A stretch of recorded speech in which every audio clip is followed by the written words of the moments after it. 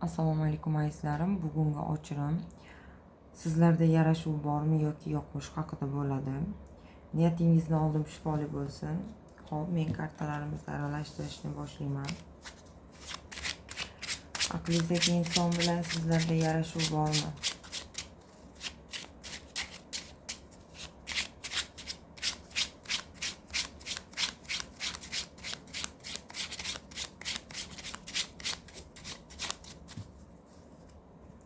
Xo'p. Aqlingizdagi insonni o'ylari. Ya'ni aqlingizdagi inson hozirda pullarni o'ylab turibdi. Ya'ni pul muammosi kim bilandir oldi berdisi yoki kim bilandir bo'lgan, nima desam, qarzi bormi yoki bo'lmasa qanaqadir miqdorda bo'lsa ham do'stimi, tanishi bilan oldi berdisi haqida hozirda o'ylayapti. Xo'p, sizni holatingiz, siz ichki o'ylarda turibsiz, ya'ni aqlingizdagi insonni o'ylayapsiz.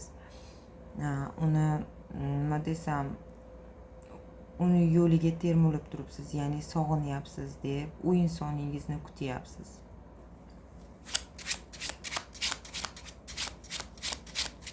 Aqlingizdagi insoningiz xo'sh, sizga, ya'ni sizga nisbatan nimalarni his qilyapti? Shu savolni beramiz sizga nisbatan. Ya'ni aqlingizdagi inson sizni juda ham bir qaysar fe'l, ya'ni menga bo'ysunmaydigan inson deb o'ylayapti, lekin sizni yaxshi ko'radi deb bu kartamizda aytmoqda. Xo'p, sizni o'y hayollaringiz. Siz undan ikkita holatda ham azizlarim, undagi holatda ham, sizdagi holatda ham yaxshi ko'rish bor, lekin ikkala holatda ham sizda esa ikkilanish, unda esa mag'rurlik ko'rinyapti. Xo'p, u sizga nisbatan nimalarni his qilyapti? Savolni beramiz. Sizga nisbatan nimalarni his qilyapti? U sizga nisbatan, ya'ni nima desam, men hayotida bo'lmasam, u tezda o'ziga boshqa inson topadi. Men u istagan hayotni qilib bera olmayman, deyapti. Hozirda uni nima desam, shubha gumonlari unda shu holatlarda his qildirmoqda. Xo'p, sizni hislaringizni ko'raylikchi. Siz juda ham aqlingizdagi insonni yaxshi ko'rasiz, lekin sizda ham nima desam, sizni fikringizda uni yonida uchinchi shaxs bor deb o'ylayapsiz.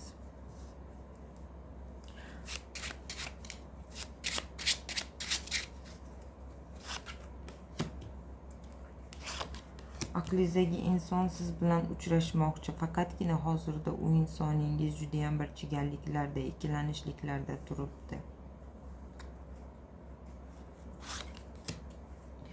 Xo'sh, sizdagi holatlarda esa siz baxtli hayotlarni xohlayapsiz, u bilan baxtli hayotni, qanaqadir lahzalarni u bilan o'tkazishni xohlayapsiz, lekin u insoningizdan jahlingiz chiqqan. U bilan yarashib ketasizmi?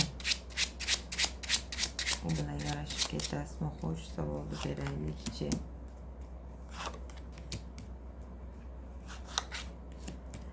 Azizlarim, bu yerda ko'rinyaptiki, ya'ni aqlingizdagi inson ham, siz ham, ya'ni ikkilanishlarda turibsiz. Ya'ni buni bunday deb tasvirlasak, bu yerda aqlingizdagi inson, bu yerda siz ikkilanishlarda turibsizlar. Ya'ni o'zlaringizni shaxsiy fikrlaringiz bilan turganligingiz, lekin sizlarning o'rtangizga to'siq, ya'ni borligi.